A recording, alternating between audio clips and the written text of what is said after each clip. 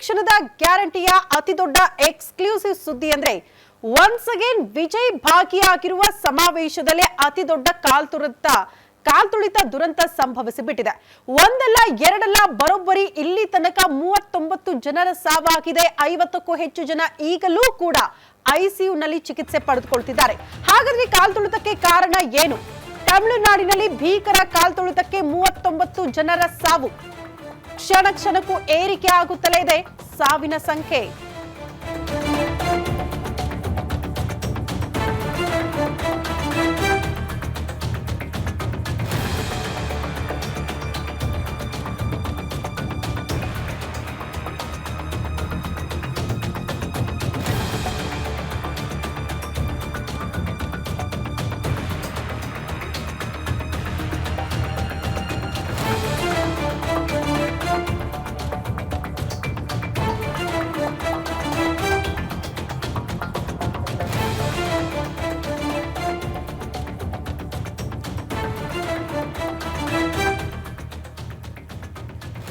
ತಮಿಳುನಾಡಿನಲ್ಲಿ ಅತಿ ದೊಡ್ಡ ಸಮಾವೇಶವನ್ನ ಹಮ್ಮಿಕೊಳ್ಳಲಾಗಿತ್ತು. ಆ ಸಮಾವೇಶಕ್ಕೂ ಕೂಡ ತಡವಾಗಿ ವಿಜಯ್ ಆಗಮನ ಆಯಿತು. ಬಟ್ ವಿಜಯ್ ಅವರ ಆಗಮನ ಆಗತ್ತೆ ಅನ್ನೋ ಕಾರಣಕ್ಕೆ ಲಕ್ಷಾಂತರ ಸಂಖ್ಯೆಯಲ್ಲಿ ಜನ ಅಲ್ಲಿ ಸೇರಿದ್ರು ಅಂತ.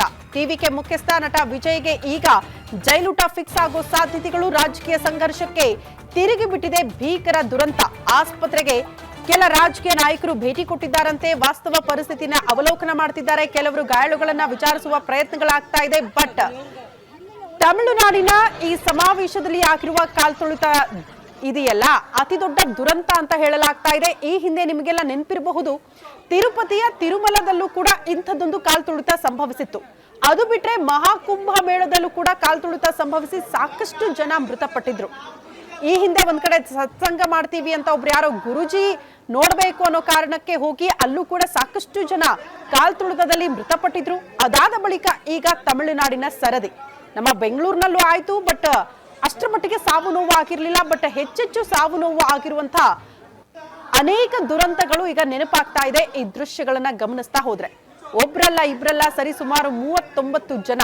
ಈ ಸಾವಿನ ಸಂಖ್ಯೆ ಹೆಚ್ಚಳ ಆದ್ರೂ ಕೂಡ ಆಶ್ಚರ್ಯ ಪಡಬೇಕಾಗಿಲ್ಲ. ನಾನು ಆರಂಭದಿಂದಲೂ ಹೇಳ್ತಾ ಇದ್ದೀನಿ, 50ಕ್ಕೂ ಹೆಚ್ಚು ಜನ ಈಗಲೂ ಕೂಡ ಐಸಿಯುನಲ್ಲಿ ಸಾವು ಬದುಕಿನ ಮಧ್ಯೆ ಹೋರಾಟ ಮಾಡ್ತಿದ್ದಾರೆ. ಅವರ ಪರಿಸ್ಥಿತಿ ಕೂಡ ಗಂಭೀರ ಅಂತ ಹೇಳಲಾಗ್ತಾ ಇದೆ.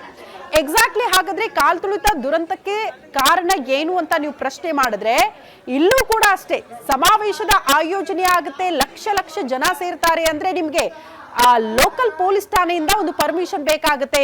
ಅದು ಕೂಡ ಈ ಸ್ಟಾರ್ಸ್ ಎಲ್ಲ ಭಾಗಿಯಾಗ್ತಾರೆ ಅಂದ್ರೆ ಅತಿ ಹೆಚ್ಚಿನ ಭದ್ರತೆ ಮಾಡ್ಕೊಳ್ಬೇಕು, ಅತಿ ಹೆಚ್ಚಿನ ವ್ಯವಸ್ಥೆನ ಮಾಡ್ಕೊಳ್ಬೇಕು. ಈ ಎಲ್ಲಾ ಸಂಪೂರ್ಣ ಮಾಹಿತಿನ ಕೊಡಬೇಕಾದವರು ಕಾರ್ಯಕ್ರಮ ಆಯೋಜನೆ ಮಾಡೋರ ಜವಾಬ್ದಾರಿ. ಆದ್ರೆ ಏನ್ ಮಾಹಿತಿ ಕೊಟ್ಟರು ಪೊಲೀಸರಿಗೆ ಇವರು? ಅತ್ಯಂತ ಕಡಿಮೆ ಸಂಖ್ಯೆ ಸೇರ್ತಾರೆ ಜನ, 10,000ಕ್ಕೂ ಹೆಚ್ಚು ಜನ ಭಾಗಿಯಾಗ್ತಾರೆ, ಹೆಚ್ಚೆಚ್ಚು ಜನ ಏನ್ ಬರೋದಿಲ್ಲ, ಅದಕ್ಕೆ ಬೇಕಾಗಿರುವ ವ್ಯವಸ್ಥೆ ಮಾಡ್ಕೊಡಿ, ಜೊತೆಗೆ ಪರ್ಮಿಷನ್ ಕೊಡಿ ಅಂತ ಪರ್ಮಿಷನ್ ಕೂಡ ಪಡೆದುಕೊಂಡಿದ್ದಾರೆ.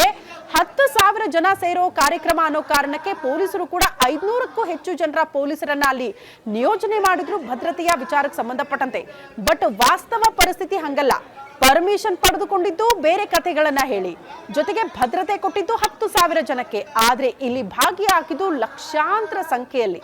ಹಾಗಾಗಿ ಲಕ್ಷ ಲಕ್ಷ ಜನ, ಪುಟ್ಟ ಮಕ್ಕಳು ಕೂಡ ವಿಜಯ್ ಅವರು ಬರ್ತಾರೆ, ಅವ್ರನ್ನ ನೋಡ್ಬೇಕು ಅನ್ನೋ ಕಾರಣಕ್ಕೆ ಮುಗಿಬಿದ್ದು ನೋಡೋದಕ್ಕೆ ಮುಂದಾಗ್ತಾರೆ. ಹಾಗಾಗಿ ಕಾಲ್ತುಳಿತ ಉಂಟಾಗಿ ಇಂಥದ್ದೊಂದು ದುರಂತ ಸಂಭವಿಸಿದೆ ಅನ್ನೋದು ಮಾಹಿತಿ. ಹಾಗಾಗಿ ಯಾವುದೇ ಕ್ಷಣದಲ್ಲಾದ್ರೂ ಕೂಡ ವಿಜಯ್ ಅವರು ಈ ದುರಂತಕ್ಕೆ ಸಂಬಂಧಪಟ್ಟಂತೆ ಅರೆಸ್ಟ್ ಆಗೋ ಸಾಧ್ಯತೆ ಇದೆ. ಕಾರಣ ಇಷ್ಟೇ, ಕಾರ್ಯಕ್ರಮಕ್ಕೆ ಸ್ವಲ್ಪ ತಡವಾಗಿ ಬಂದಿದ್ದು ಕೂಡ ದುರಂತಕ್ಕೆ ಕಾರಣ ಅಂತ ಹೇಳಲಾಗ್ತಾ ಇದೆ. ಯಾಕಂದ್ರೆ ಹೆಚ್ಚಿನ ಸಂಖ್ಯೆಯಲ್ಲಿ ಜನ ಸೇರೋದಕ್ಕೆ ಅವಕಾಶ ಆಯ್ತು. ಸಾಕಷ್ಟು ಜನ ಬಹಳ ಗಂಟೆಗಳಿಂದ ಕಾದು ನಿಂತಿದ್ರಂತೆ, ವಿಜಯ್ ಅವರು ಬರ್ತಾರೆ, ಅವ್ರನ್ನ ನೋಡ್ಬೇಕು, ಕಣ್ತುಂಬಿಕೊಳ್ಬೇಕು ಅನ್ನೋ ಕಾರಣಕ್ಕೆ. ಹಾಗಾಗಿ ತಡವಾಗಿ ಅವರ ಆಗಮನ ಆಗ್ತಾ ಇದ್ದಂತೆ ಜನ ಮುಗಿಬಿದ್ದು ಅವ್ರನ್ನ ನೋಡ್ಬೇಕು, ಹತ್ತಿರ ಹೋಗಬೇಕು ಅನ್ನೋ ಕಾರಣಕ್ಕೆ ಹೋದಂತ ಸಂದರ್ಭದಲ್ಲೇ ಕಾಲ್ತುಳಿತ ಉಂಟಾಗಿದೆ ಅನ್ನೋದು ಸದ್ಯ ಇರುವಂತಹ ಮಾಹಿತಿ. ಯಾಕೆ ವಿಜಯ್ ಅವರ ವಿರುದ್ಧ ದೂರು ದಾಖಲಾಗಬಹುದು, ಯಾವುದೇ ಕ್ಷಣದಲ್ಲ ಅವರ ಬಂಧನ ಆಗಬಹುದು. ಅವ್ರಿಗೂ ಇವ್ರಿಗೆ ಏನ್ರಿ ಸಂಬಂಧ? ಯಾರು ಸಮಾವೇಶ ಆಯೋಜನೆ ಮಾಡ್ತಾರೆ, ಯಾರು ಕಾರ್ಯಕ್ರಮದ ಆಯೋಜನೆ ಮಾಡ್ತಾರೆ, ಅವರ ವಿರುದ್ಧ ಕ್ರಮ ಆಗಬೇಕು. ವಿಜಯ್ ಅವರ ಮೇಲೆ ಯಾಕೆ? ವಿಜಯ್ ಅವರು ಬರ್ತಾರೆ ಅಂದ್ರೆ ಅತಿ ಹೆಚ್ಚಿನ ಭದ್ರತೆ ಒದಗಿಸಬೇಕಾಗಿತ್ತು ಪೊಲೀಸರು. ಆ ಕೆಲಸಗಳನ್ನ ಮಾಡದೇ ಇರೋರು ನೇರ ಹೊಣೆ ಅಂತ ಕೆಲವರು ಮಾತನಾಡ್ತಿದ್ದಾರೆ. ಹಂಗಲ್ಲ. ಈ ಹಿಂದೆ ನಿಮಗೆಲ್ಲ ನೆನಪಿರಬಹುದು, ಅಲ್ಲು ಅರ್ಜುನ್ ಅವರ ವಿಚಾರದಲ್ಲಿ ಏನಾಯ್ತು ಅಂತ. ಪೊಲೀಸರಿಗೆ ಮಾಹಿತಿ ಇಲ್ಲದೆ ಆ ಥಿಯೇಟರ್ಗೆ ಬಂದ್ರು ಅನ್ನೋ ಕಾರಣಕ್ಕೆ ಜನ ಅವರನ್ನ ನೋಡೋದಕ್ಕೆ ಮುಗಿಬಿದ್ದಂತ ಸಂದರ್ಭದಲ್ಲಿ ಅಲ್ಲೂ ಕೂಡ ಕಾಲ್ ತುಳಿತ ಉಂಟಾಯಿತು. ಅಲ್ಲೂ ಕೂಡ ತಾಯಿ ಮಗು ಮೃತಪಟ್ಟಿರುವ ವಿಚಾರಕ್ಕೆ ಸಂಬಂಧಪಟ್ಟಂತೆ ಅತಿ ದೊಡ್ಡ ಆಕ್ರೋಶ ವ್ಯಕ್ತವಾಗ್ತಾ ಇತ್ತು. ಬಟ್ ಅಲ್ಲೂ ಅರ್ಜುನ್ ಅವರು ಪೊಲೀಸರಿಗೆ ಮಾಹಿತಿ ಕೊಡದೆ ಅಲ್ಲಿ ಬಂದ್ರು. ಹಾಗಾಗಿ ಜನರನ್ನ ಕಂಟ್ರೋಲ್ ಮಾಡೋದಕ್ಕೆ ಸಾಧ್ಯ ಆಗ್ಲಿಲ್ಲ. ಜನರು ಮುಗಿಬಿದ್ದವ್ರನ್ನ ನೋಡೋದಕ್ಕೆ ಮುಂದಾದ್ರು ಅನ್ನೋ ಕಾರಣಕ್ಕೆ ಅವರ ವಿರುದ್ಧ ದೂರು ದಾಖಲಾಗಿ ಅವರ ಬಂಧನ ಕೂಡ ಆಯ್ತು. ಹಾಗಾಗಿ ಅದೇ ರೀತಿ ಪ್ರಕರಣ ನೋಡೋದಕ್ಕೆ ಸಿಗ್ತಾ ಇದೆ. ಯಾವುದೇ ಕ್ಷಣದಲ್ಲಾದ್ರೂ ವಿಜಯ್ ಅವರ ಬಂಧನ ಕೂಡ ಆಗಬಹುದು ಅನ್ನುವಂತ ಲೆಕ್ಕಾಚಾರ.